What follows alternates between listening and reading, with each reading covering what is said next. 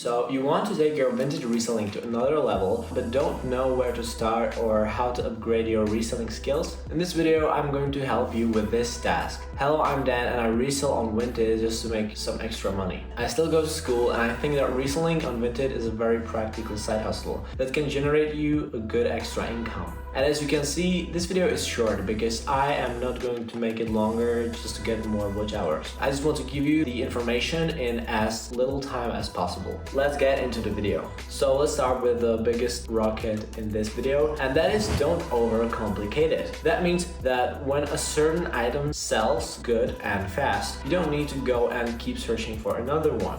Experimenting is good, but instead focus on how to improve sales of the one product that works well. So let me give you an example. Let's say that you are reselling shoes and you try to resell Yeezy slides and they work. They sell fast and you make good money reselling them. But then you start thinking that you should find another working product because you never know when this one will stop working. But this way you will lose time and focus that you could use on selling the Yeezy slides and make some actual good money. If you get a chance, grab it, go after it and don't let it go. Because one thing about reselling you probably realized if you're selling on Vinted or other platforms, that items are selling in waves. Like they can sell good for a few months and then few months pause and then continue. But some items are only selling for a few months and then they never come back. That comes for toys that are hyped in the beginning, but then later when new toys are being popular, the sales get close to zero. And this brings us to another tip. Find what is trending right now and try reselling that. So I will give you another example here, and this one is from my own experience. Remember when the Hello Kitty pants were extremely popular? I remember wanting to buy them and try to resell them for a long time, for a few months. And I tried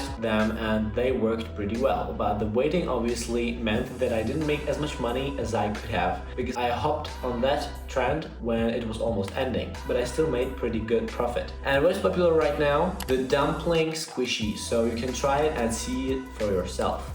And here's one thing that absolutely ruins your progress: impatience. Like I have some weeks where I don't sell anything too, but I just know that this is how it works because you never know if you will sell 3 things today or tomorrow. Sometimes you just need to continue relisting your listings and trust the process. In my peak, where I was able to sell almost anything I tried, I wasn't listing 2 items per week. I was relisting all of my items every day and it was working.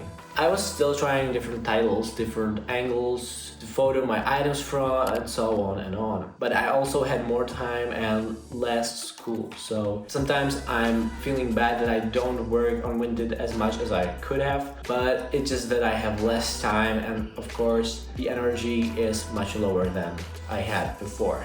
What you also want are 5-star reviews.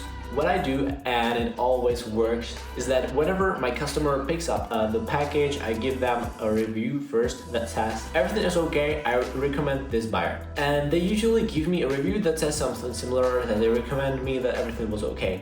Because the automatic reviews are not as good. Play fair. By this I mean that sometimes we sell something that is not in a good shape, and there are many people out there who would tell you to lie a little and say that the item is in a better shape. Okay, there are some people that wouldn't care if the item they got would be in a worse shape and they probably wouldn't even give you a bad review. Most of the time people will feel scammed and they can refund the item. By the way guys, if you watched this far, please share your Vinted stories in the comments and I will make a video where I read your stories. Thank you.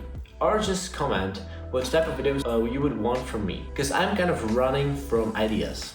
Next thing is you don't need to flip items for double or triple the price. We see a lot of videos every day on social media where resellers flip their items for double or triple the price. So then when we resell things ourselves, we think that we need to do that too, and we feel bad if we don't. But what I realized is that consistency is the key. It is much better to focus on making a 50% profit on each item than to focus only on the great flips. But of course, making great flips is part of the process and it is okay to want that. For example, sometimes I flipped Lego for quadruple the amount I paid for it, which is good. Of course, I'm happy if that happens.